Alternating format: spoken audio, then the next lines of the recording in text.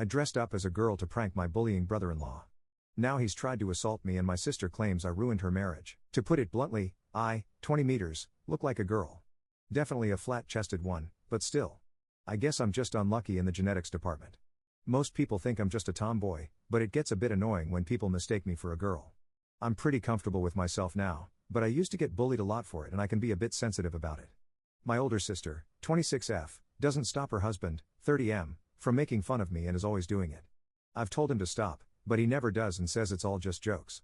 I've gotten sick of it and wanted to get back at him instead of being my usual timid self. So I went out of my way to get some friends and my younger sister, 20th, to give me a makeover a little before they were to come over. Basically make me look as girly as possible.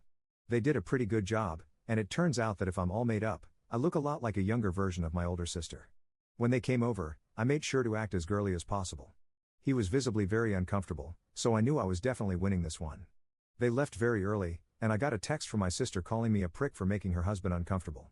She told a few family members and most are on my side. But if you think what I did was childish and wrong. Edit, I got a text from my sister that I'm a giant piece of crap and ruining her marriage.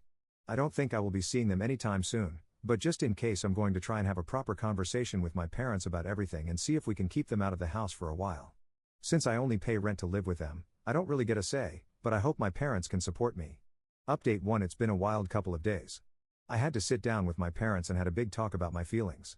They agreed that my sister's husband wouldn't be welcome in the house anymore. The only reason they didn't do or say anything about it is because they thought it didn't bother me and knew I'm a tough cookie. They apologized for that and said they would speak out more in the future if anything like this happens again. My older sister had been texting me a lot, calling me all sorts of names saying I'm ruining her marriage. She also visited yesterday and as soon as she came into the house she started screaming at me and things got heated, so my parents also banned her from coming over until she can apologize for her behavior and for letting her husband continue to make me uncomfortable. On a more positive note, I've been exploring myself a lot these past couple of days with my twin sister. She told me not to call her my younger sister, but I'm 4 or 5 hours older than her, so I'll always call her my younger sister lol. Update 2. My brother-in-law came to the house yesterday, and clearly he had been drinking. He was mumbling things about how I ruined his marriage, calling me names. Another BS. He went to the side of the house and entered through the back door that we never lock. And terrifyingly he came after me and tried to push my head towards his manhood. And when that didn't work he tried pulling my pants down and pushing me to the ground. Thankfully my sister was there to pull him off and threaten him with a kitchen knife. He left right away, and we called the police and my parents who were out at the time. My parents came straight away, but police didn't show up till 2 hours later to basically just say they can't do anything and that if we want we can go to the courthouse for a restraining order. My parents tried calling and texting my sister to tell her what happened and to find out why he did what he did, but all she texted back was to F off. I'm very shaken up right now, but I'm not going to let it get to me.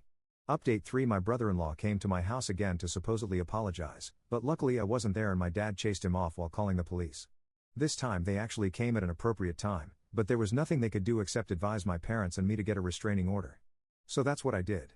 Right now I only have a restraining order that lasts about 20 days, but if he doesn't show up to court in those days, I'll get a more permanent one. Other than that, everything has been quiet, and we haven't heard from my older sister or her husband since.